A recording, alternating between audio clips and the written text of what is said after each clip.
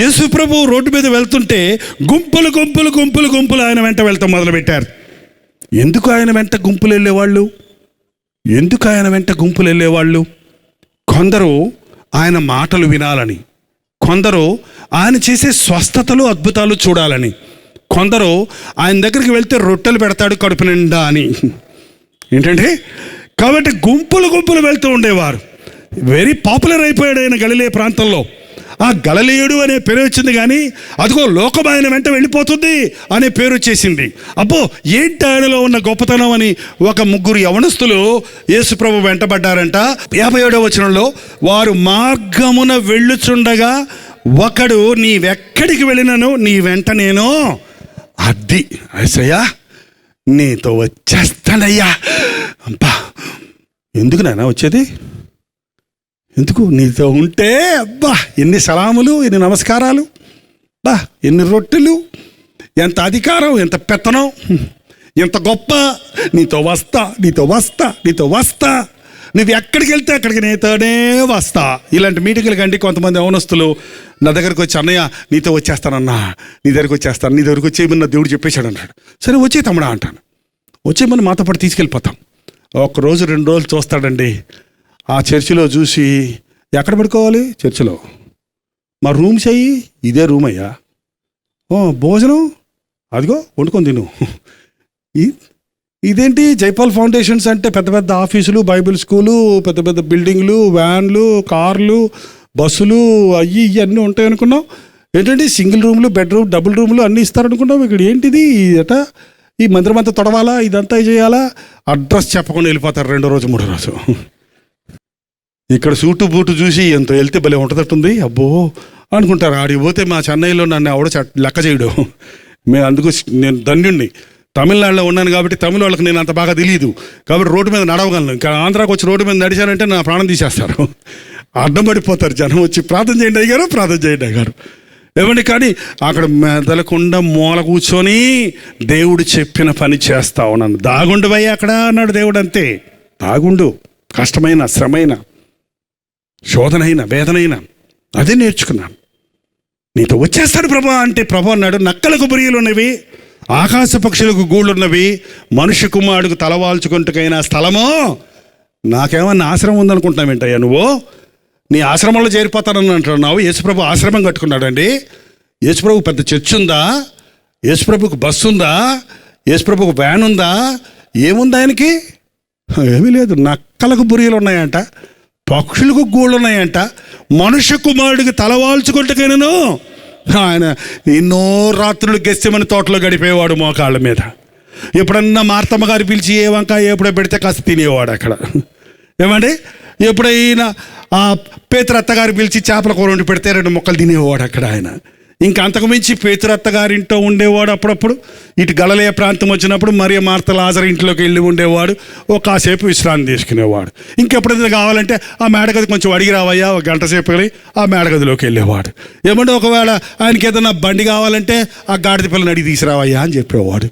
అదే motor bike ఆయనకి. ఏంటంటే ఆయనకి ఎప్పుడన్నా ధోని కావాలంటే, పేతురు నీ ధోనిలో కాసేపు ఎక్కించుకుంటావా అని అడిగి ఎక్కి అందులో కూర్చొని బాధ చేసేవాడు. అంతే, ఆయన సొంతమేమీ పెట్టుకోలేదు అసలే.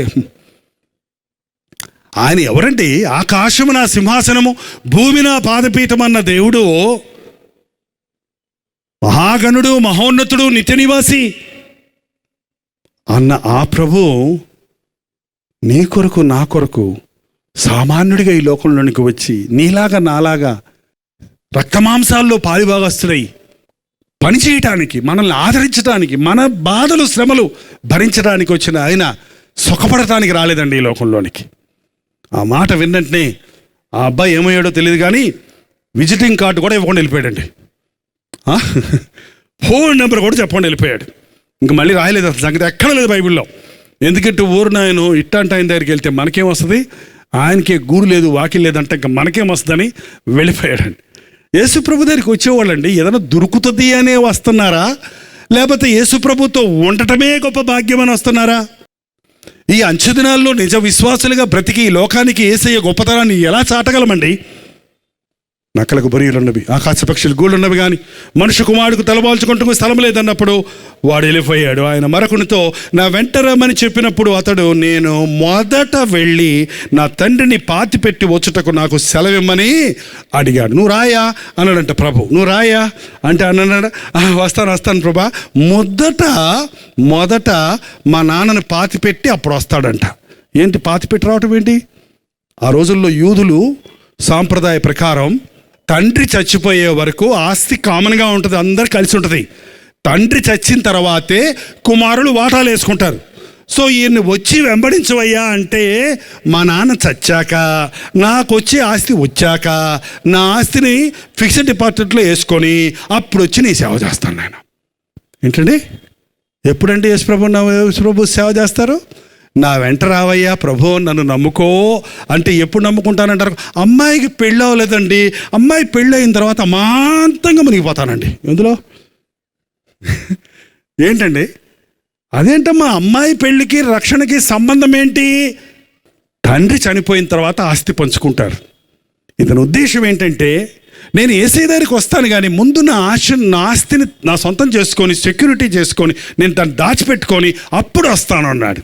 ఈరోజు ఎంతమంది యేసయ్యని వెంబడించమంటే, అమ్మాయిలు పెళ్ళిళ్ళు అయ్యాక వస్తానంటారు, ఉద్యోగంలో రిటైర్ అయ్యాక వస్తానంటారు, ఇంకా 2-3 అబద్ధాలు ఆడాల్సి ఉందండి, అబద్ధాలు అయిపోయిన తర్వాత అప్పుడు పూర్తిగా మారుమనసు పొందుతానన్నాడు ఒక ఆయన.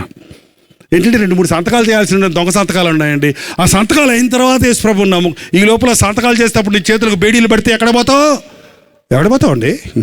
అయ్యో, మన దేశంలో చూడండి, చీఫ్ మినిస్టర్లు చెరసాల్లోకి వెళ్ళిపోతున్నారు. పెద్ద పెద్ద పరతలు ఐఏఎస్ ఆఫీసర్లు, పెద్ద పెద్ద పరతలో ఉన్నవాళ్ళు, ఏమీ లేదు అక్కడ. ఎట్టుంటారో అసలు గుండె ఎట్ట తట్టుకుంటుందో అని ఆలోచిస్తుంటాను నేను కొంతసార్లు.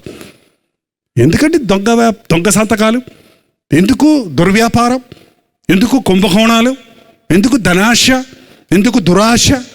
దేవుని బిడ్డలైన వారికి సంతుష్టి సహితమైన భక్తి, ఇది నాకు ఇచ్చాడు చాలు, ఇది నాకున్నది చాలు అని తృప్తి మనకు చాలా ప్రాముఖ్యమైనది.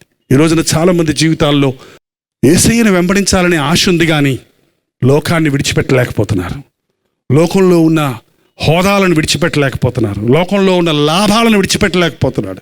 పౌలు అన్నారు, నాకు ఏవేవి లాభకరముగా ఉన్నవో వాటిని నష్టంగా ఎంచుకొని నేను ప్రభు కొరకు పరిగెడతానంటున్నాడు. అటు క్రైస్తవత్వం ఏది? ఈ లోకంలో ఉన్నదాన్ని నేను పెంటగా ఎంచుకుంటున్నాను, నేను యేసయ్యను వెంబడించడం కోసం ఈ లోకమును పెంటగా ఎంచుకుంటున్నాను అన్నాడు. ఏంటంటే లోకంలో ఉన్నదంటే ఏంటంటే అది చెప్పండి, పర్వాలేదు, పెంట. పౌలు అంటున్నాడు, ఈ లోకంలో ఉన్న లాభాలన్నీ ఆయనకి ఎట్టున్నాయంట? పెంట. ధనాశ అండి, అధికార వాంఛ, మెప్పులు, గొప్పలు, లోకంలో ఉన్న లాభాలు, వీటిని అసహించుకుంటాడు నిజమైన క్రైస్తవుడు. లోకములో ద్వేషించకుండా, లోకములో ఉన్న వాటిని విడిచిపెట్టకుండా యేసయ్యను నీవు వెంబడించలేవు. పాపాన్ని మూటగట్టుకొని ప్రభుతో పరిగెడతానంటే వీలు పడదు. మొదట నా తండ్రిని పాతిపెట్టి వస్తానంటే ప్రభు చెప్పాడు, మృతులను పాతిపెట్టుకొని నీవు వచ్చి దేవుని రాజ్యమును చచ్చినోళ్ళని పాతిపెట్టుకొనివయ్యా, నువ్వు వచ్చి నా రాజ్యాన్ని గురించి ప్రకటించు. ఈ లోకంలో ఉన్న అన్ని ఉద్యోగాల కంటే, అన్ని ప్రొఫెషన్స్ కంటే, అన్ని పనుల కంటే గొప్ప పని ఏంటో తెలుసండి? దేవుని పని, సువార్త ప్రకటన. నీ జీవితం ధన్యం అవ్వాలంటే నీవు దేవుని కొరకు ఏం చేసావో అది మాత్రమే నిలిచి ఉంటుందండి. నువ్వెన్ని మేడలు కట్టించావో, నువ్వు ఎన్ని ఇళ్ళు కట్టించావో, ఎంత డబ్బులు పోగు చేసావో, నువ్వు ఎన్ని డిగ్రీలు సంపాదించుకున్నావో, ఇవేవి రేపొద్దున పరలోకానికి లెక్కకు రావు. ఈవెన్ పాస్టర్ గారులమైన మాకు కూడా, జైపాల్ నువ్వు ఎన్ని పుస్తకాలు రాసావని దేవుడు నన్ను అడగడో. అబ్బో 50 పుస్తకాలు రాసావు, బలా నమ్మకమైన మంచిదాసుడు అని అనడో.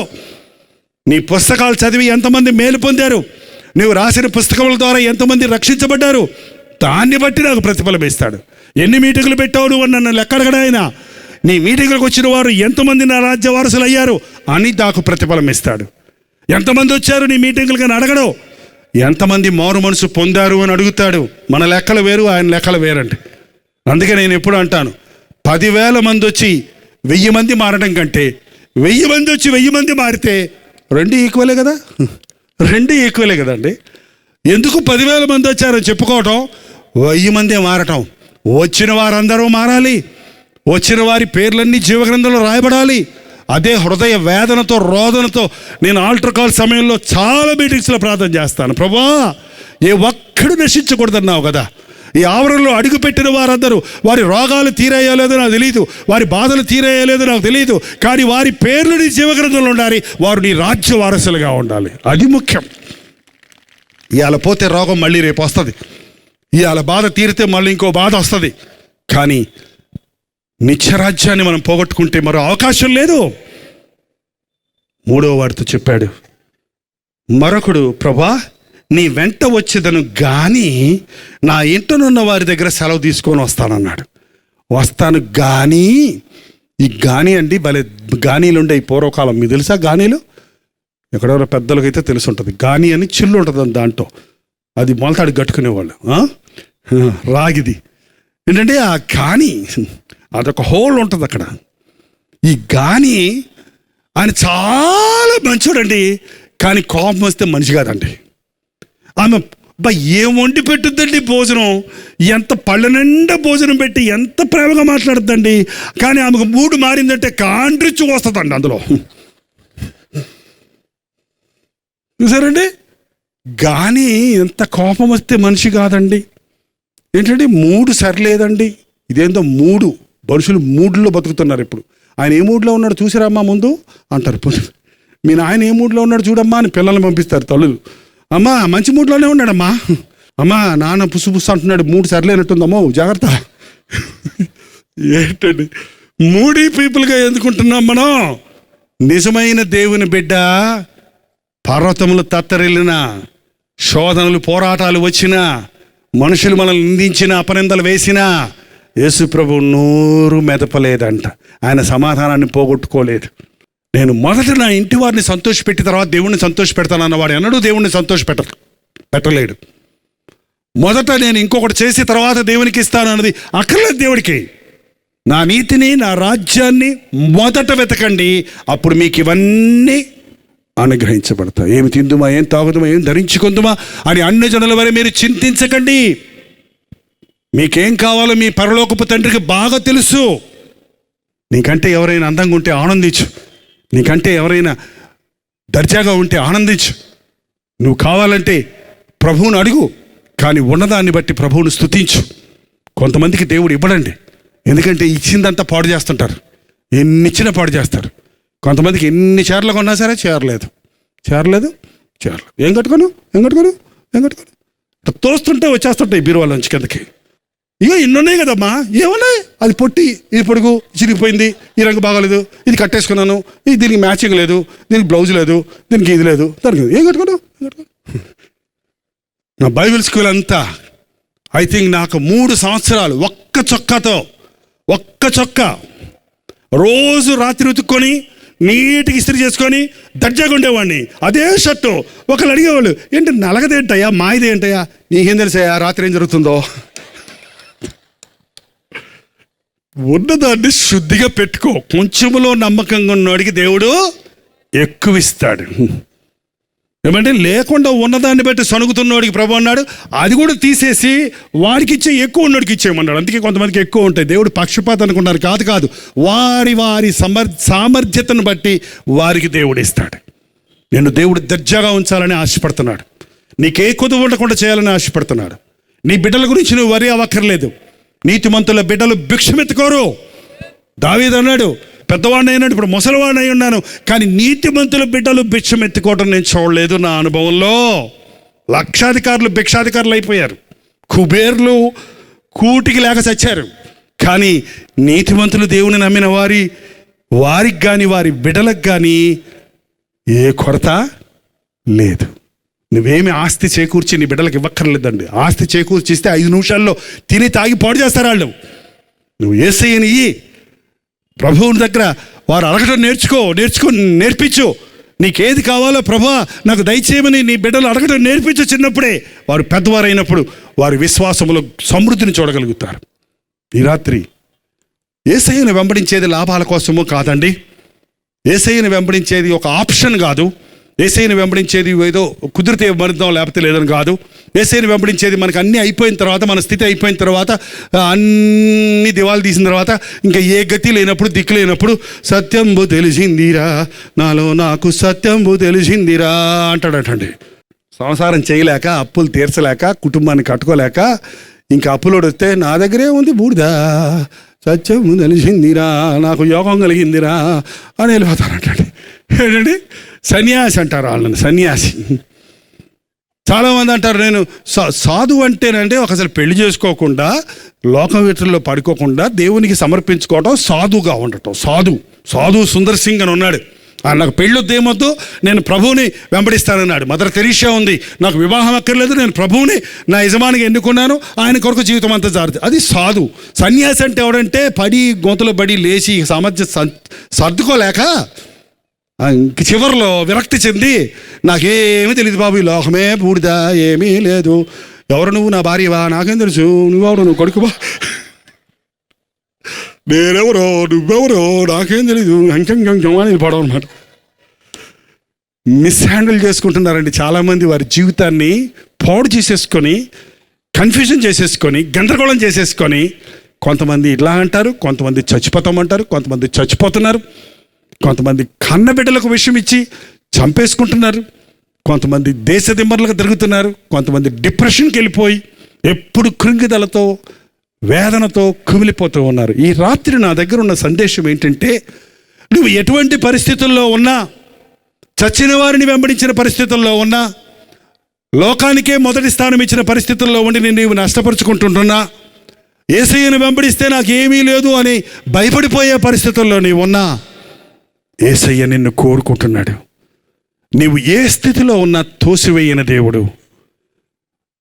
నీవు ఫ్రెష్గా నీ యవ్వన కాలాన్ని దేవుని చేతుల్లో పెట్టుకుంటే ధన్యుడు అండి. ఒకవేళ ఇప్పటికే నీ యవ్వనం గడిచిపోయి పాప ఊబిలో పడిపోయి ఇంక నేను దేవునికి పనికిరాను అని నిన్ను నీవు హాని చేసుకొని చచ్చిపోదాము, లేక జీవితంలో నా పాపంలో నా ఇష్టం వచ్చినట్టు బతుకుదాము అని ఒక తీర్మానం చేసుకొని నాశనం అయిపోతున్న పరిస్థితుల్లో ఉన్న ప్రభువు నిన్ను తోసివేయటం లేదు.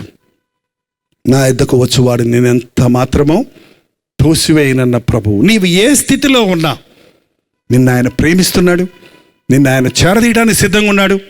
నీకు ఆయన గొప్ప రక్షణ ఇచ్చి నీవు పోగొట్టుకున్నవన్నీ తిరిగి నీకు ఇవ్వాలని ఆశపడుతూ ఉన్నాడు. ఒక పాపి తన పాపం కొరకు పశ్చాత్తాపడుతున్నప్పుడు అండి, పరలోకంలో దేవతల ఎదుట సంతోషం కలుగుద్దట. పరలోకంలో దూతల ఎదుట ఎవరున్నారో తెలుసా? నీకోసం నా కోసం ప్రాణమిచ్చి, శిలువ యాగములో బలియాగముగా తన ప్రాణమిచ్చి మరణించి మృత్యువును జయించి నరక శక్తులను జయించి పాపములను క్షమించుటకు అధికారం కలిగిన వాడిగా మృత్యుంజయుడే లేచిన ప్రభువు దూతల ఎదుట కూర్చొని ఈ రోజున తండ్రి కుడి పార్శ్వమున కూర్చుని నీ కొరకు నా కొరకు విజ్ఞాపన చేయుచున్నాడు. ఏ ఒక్కడు నశించడం ఇష్టం లేదు. ఇదిగో ఆ సహోదరి కోసం నేను ప్రాణం పెట్టాను, ఈ తమ్ముడి కోసం నేను ప్రాణం పెట్టాను, ఈ వ్యక్తిని నేను ప్రేమిస్తున్నాను, ఈ వ్యభిచారం నేను ఇంకా ప్రేమిస్తున్నాను, ఈ దొంగను నేను ప్రేమిస్తున్నాను, ఈ తిరుగుబాటుదారుని ప్రేమిస్తున్నాను, ఇతడు నా మాట వినకుండా సర్వం పోగొట్టుకున్నాడు, అయినా నేను ఇతడిని ప్రేమిస్తున్నాను అన్న ప్రభు కృప మనల్ని వెంటాడుతుందండి. ఈ రాత్రి నిన్ను ప్రభు ప్రేమిస్తున్నాడు. నువ్వు ఇప్పటికే నీ జీవితాన్ని పాడు చేసుకున్నావేమో, నీవింకా ఎటు తీర్మానం లేని పరిస్థితుల్లో, తీర్మానం చేయలేని పరిస్థితుల్లో ప్రభువా లోకమా, లోకమా ప్రభువా, పాపమా ప్రభువా అనేటువంటి స్థితిలో నీవు నిలబడిపోయి ఉన్నావేమో. ఈ రాత్రి ప్రభు నిన్ను ప్రేమిస్తున్నాడు. నువ్వు ఆయన దగ్గరికి వస్తే నువ్వు పోగొట్టుకున్నవన్నీ తిరిగి నీకు ఇస్తానికి ఆయన సిద్ధంగా ఉన్నాడు. No conditions. చెప్పిన మాట వింటావా? ఇక నుంచి బయటకు వెళ్ళకుండా ఉంటావా? నాశనాకి మనం అడగకుండా ఉంటావా? నోరు మూసుకొని పడి ఉంటావా అని రూల్స్ పెట్టలేదు తండ్రి, ఏం మాట్లాడలేదు తండ్రి. వాడు ఆల్రెడీ గాయపడిపోయి ఉన్నాడు, వాడు ఆల్రెడీ కురిగిపోయి ఉన్నాడు, వాడు ఇప్పటికే వాడు వాడు వాడు కుమిలిపోతూ ఉన్నాడు. ఇంకా వాడి మీద మళ్ళీ రాద్ధాంతం చేయడం లేదు ప్రభు, కేవలం ఆదరిస్తున్నాడు, చేరదీస్తున్నాడు. ఎంత మంచి చేసేయండి, ఎంత మంచి చేసేయండి. ఎన్నిసార్లు మనం ఆయన్ని వేడిపించినా, ఎన్నిసార్లు మనం ఆయన్ని విసికించినా, ఎన్నిసార్లు వాక్యం విన్నప్పటికీ మన హృదయాన్ని కఠినం చేసుకొని మన ఇష్టానుసారంగా బ్రతుకుతున్నా, ఇంకా ప్రేమించే యేసయ్యను ఎక్కడన్నా చూడగలరా మీరు అలాంటి దేవుణ్ణి? ఇలాగ నీ వెంటబడి నిన్ను ప్రేమిస్తూ నిన్ను దాన్ని హత్తుకోవాలని, నీకు ఒక ప్రత్యేకమైన, నీకు ఒక శాశ్వతమైన జీవం ఇవ్వాలని, లోకంలో నీకు సమాధాన సంతోషాలు ఇవ్వాలని ఆశపడే ఈ ప్రభువును నీవు నీ రక్షకుడిగా అంగీకరించావా? నువ్వే స్థితిలో ఉన్నావో ఆ స్థితిని గురించి ప్రభువుకు చెబితే, నేను నిన్ను వెంబడిస్తానయ్యా. ప్రభు చెప్పాడు, ఎవడైనా నన్ను వెంబడించగోరు ఎడల తన్ను తాను ఉపేక్షించుకొని అనుదినము తన సిలువెత్తుకొని నన్ను వెంబడించాలి. భయపడిపోతున్నారా?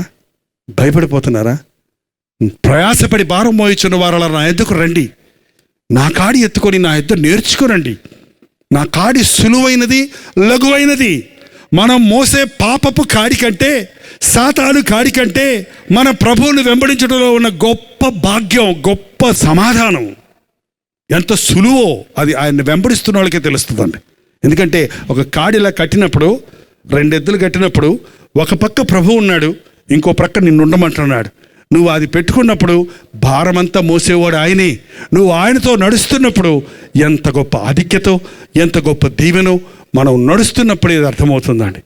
ఇక్కడ యవనస్తులైన వారు ఆలస్యం చేయకండి. ఈరోజే మీ జీవితాన్ని ప్రభువుకి అప్పగించండి.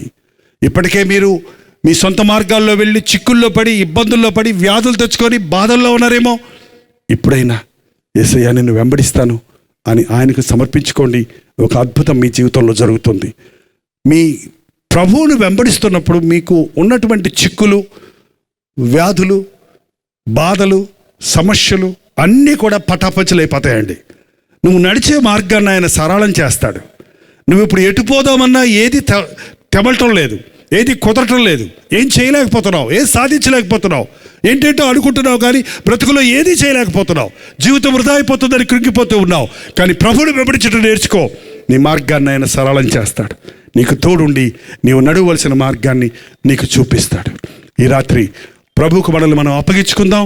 దయచేసి ప్రతి ఒక్కరూ తలలు వంచండి, కళ్ళు మూసుకొని ప్రార్థనలో ఏకీభవించండి. నోరు తెరిచి ఒక్క మాట చెప్పండి. ఇది నా హృదయ స్థితి, ఇది నా పరిస్థితి. ప్రభువా నాకు సహాయం చేయయ్యా. నిన్ను కాదని నేను దూరమై నష్టపోయానయ్యా. నిన్ను కాదని సాతాను ఒడిలో చిక్కుకుపోయానయ్యా. సాతాను బంధకాల్లో పడిపోయానయ్యా. నాకు విడుదల కావాలేసయ్యా. ఈ రాత్రి నన్ను దర్శించు నాయనా. ఇక్కడి నుంచి నేను నీ ఆశీర్వాదాలతో వెళ్ళాలి ప్రభువా. ఈ రోజు నుంచి నీ అడుగు జాడల్లో అడుగులేసుకొని నడవాలి నాయనా. నేను పోగొట్టుకున్నవన్నీ తిరిగి పొందాలయ్యా. నాకు సహాయం చేయని నోరు తెరిచి ప్రతి ఒక్కరూ ప్రార్థన చేద్దాం. ప్రభువా నిన్ను వెంబడిస్తానయ్యా. ఈ రోజు నుంచి నిన్ను వెంబడిస్తానయ్యా. ఇదిగో నా జీవితం నీ చేతుల్లో పెట్టుకుంటున్నానయ్యా. నన్ను నడిపించు అన్నవారు మీ కుడి చేతి చూపించండి. ఒక ప్రత్యేకమైన ప్రార్థనతో ఈ కోడికను ముగించుకుంటున్నాం. పరిశుద్ధుడా ఒక్కసారి చూడు నాయన. నీ బిడ్డలు ఎత్తిన చేతులు చూడు నాయన. వారి గుండెల్లో ఉన్న వాంఛను చూడు నాయన. వారి హృదయాల్లో ఉన్న మూలుగులు విని నాయన. వారి హృదయాల్లో ఉన్న ఆశను చూడయ్యా. నీ కోసం బ్రతకాలి, నీ సాక్షిగా బ్రతకాలి అని ఆశపడుతున్నామే కానీ మా చేత కావటం లేదే. మరల నేను పడిపోతున్నానే, మరల జారిపోతున్నానే, నా ప్రభువును సంతోష పెట్టలేకపోతున్నానే అని కుమిలిపోతున్న వారిని చూడయ్యా. ఇప్పటికే పాపములో కుమిలిపోయాను, కూరుకుపోయాను, సాతాను చేతుల్లో నలిగిపోతున్నాను. నాకు విడుదల ఉన్నదా? నాకు జయమున్నదా? నేను దేవునికి పనికొస్తానా అని రోధిస్తున్న వారిని చూడు నాయన. వ్యభిచార కార్యాలకు చోటించి ఎయిడ్స్ రోగానికి గురై కుమిలిపోతున్న వారిని చూడు. నిన్ను స్వస్థపరచు యెహోవాను నేనే అన్న ప్రభువా. పాపము కొరకు పశ్చాత్తపడి ప్రభు ఇచ్చే స్వస్థత పొందినట్లు ఇప్పుడే నీ కార్యాన్ని జరిగించిన ఆయన. లోకాశలకు చోటిచ్చి, జీవపు డబ్బానికి చోటిచ్చి, తాహతకు మించిన ఖర్చులు చేసి అప్పుల కూపములో పడిపోయానే, మోసపోయానే, నష్టపోయానే, జీవితంలో సర్వము పోగొట్టుకున్నానే అని కుమిలిపోతున్న వారిని చూడయ్యా. నేనున్నాను, నీవు పోగొట్టుకున్నవన్నీ తిరిగి నేను ఇస్తాను అన్న నీ ఆదరణ మాటలు పశ్చాత్తాపడుతున్న వారికి అనుగ్రహించు తండ్రి. ఈ రాత్రి ఏ యవనస్తుడైతే లోకాన్ని, పాపాన్ని వెంబడిస్తున్నాడో, ప్రేమ అంటూ తప్పైన సంబంధాలు పెట్టుకొని జార కార్యాలకు, వ్యభిచార కార్యాలకు చోటిచ్చి తన్ను తాను నాశనం చేసుకుంటున్నారు. అట్టి యవనస్తులను నజరేయుడైన యేసుక్రీస్తు నామములో ఈ సమయంలో విడుదల చేయించున్నాము తండ్రి.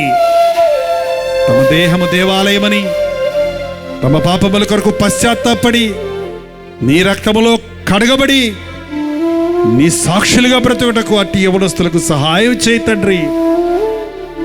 ఏ కుటుంబం అయితే సమాధానం లేక భార్యాభర్తల మధ్య జగడాలతో, త్రాగుడుతో, రోదనతో ఉన్నదో, ఏ కుటుంబంలో సాతాను తాండవం చేస్తున్నాడో అట్టి కుటుంబాలను నజరేయుడైన యేసుక్రీస్తు నామములో విడుదల చేయించున్నాము తండ్రి. త్రాగుడుకు భక్తులు బానిసైపోయి విడిచిపెట్టలేక ఇంటిని ఒంటిని గొల్ల చేసుకుంటూ జీవితాన్ని పాడు చేసుకుంటున్న వారిని దర్శించిన ఆయన, మా పాపములను మేము ఒప్పుకొనేలా నీవు నమ్మదగిన వాడివి, నీతిమంతుడు కనుక మా సకల దుర్నీతి నుండి మమ్మల్ని పవిత్రులుగా చేస్తారన్నావు. ఎవరి పాపముల మూట, ఎవరి పాపముల యొక్క పర్యవేక్షణములో ఎవరు నశించిపోతున్నారో అట్టి వారి మీద విశ్వాసముతో అలనాడు నీవు సిలువలో, కలువరి సిలువలో కార్చిన రక్తమును ప్రోక్షించుచున్నావు తండ్రి. పాపితి కట్లను తెంచివేయవు నాయన. మానవ హృదయాన్ని మార్చగలిగిన వాడివి నీవు మాత్రమే. నీచమైన, హీనమైన పాతాదాము స్వభావము నుంచి మమ్మల్ని విడిపించి క్రీస్తు యేసుకు కలిగిన మనస్సును మాకు కలుగజేయగలిగిన వాడివి నీవే గనుక నీ పాదముల దగ్గర మొరపెట్టుకుంటున్నాము తండ్రి. చిన్న బిడ్డలకు వ్యాధులని, బాధలని, కుటుంబాల్లో సమస్యలని, చిక్కులని, ఉద్యోగం లేదని ఎంతోమంది మదనపడుతున్నారయ్యా. చదువుకున్నాను కానీ ఉద్యోగం లేదే, నా తల్లిదండ్రులు నా మీద ఆశలు పెట్టుకున్నారే, నాకు పని దొరకలేదని ఎంతోమంది యవనస్తులు ఈ దినాన అల్లాడుతున్నారే. అటు వారిని కనికరించు.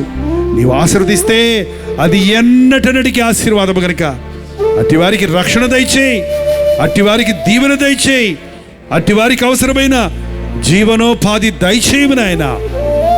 ఉద్యోగములు దయచేయము తండ్రి. ఆకాశ పక్షులను పోషించే దేవుడు, కాకుల కంటే మీరు శ్రేష్ఠులు కాదా? ఆకాశ పక్షుల కంటే మీరు శ్రేష్ఠులు కాదా? నీ సారూప్యంలో, నీ ఆకారంలో చేయబడిన మేము పస్తులు ఉండటం నీకు ఇష్టం కాదు కదా? బాధలు పడటం నీకు ఇష్టం కాదు కదా?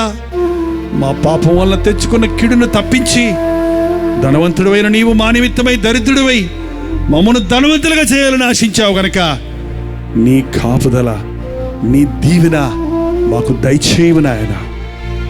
ఈ సమయంలో నీ సన్నిధిలో ఎవరెవరు వారి చేతులెత్తి ఇదిగో ఈ రక్షణ నాకు కావాలి, ఇదిగో ఈ రోజు నుంచి నేను యేసయ్య అడుగుజాడల్లో నడుస్తాను, ఇదిగో నేను ఈ ఊబిలో ఉన్నాను, ఈ చిక్కులో ఉన్నాను, ఈ వ్యాధిలో ఉన్నాను, ఈ సమస్యలో ఉన్నాను, ఈ చీకటి శక్తుల వల్ల పీడించబడుతున్నాను, సమాధానం లేని పరిస్థితుల్లో ఉన్నానని ఎవరెవరు నోరు తెరిచి, హృదయం తెరిచి నీకు మొరపెట్టుకుంటున్నారో వారి ప్రార్థనలకు, వారి విశ్వాసమును బట్టి జవాబు దయచేయము నాయన. ఈ రాత్రి ఒక అద్భుతమైన రాత్రిగా, మరువలేని రాత్రిగా ప్రభువు మమ్మను దర్శించాడు అన్న విశ్వాసముతో ముందుకు సాగే రాత్రిగా దీవించమని యేసుక్రీస్తు నామములో అడుగుచున్నాము తండ్రి. మన తండ్రి అయిన దేవుని యొక్క ప్రేమయు, కుమారుడైన క్రీస్తు యొక్క కృపయు, ఆదరణకర్త అయిన పరిశుద్ధాత్మ యొక్క సహవాసమును కుడి వచ్చిన మనందరికీ, మరి ముఖ్యంగా చేతులెత్తి ప్రభువుకు సమర్పించుకున్న మీకును ఇప్పుడును సదాకాలమును తోడై ఉండును గాక. ఆమేన్, ఆమేన్, ఆమేన్.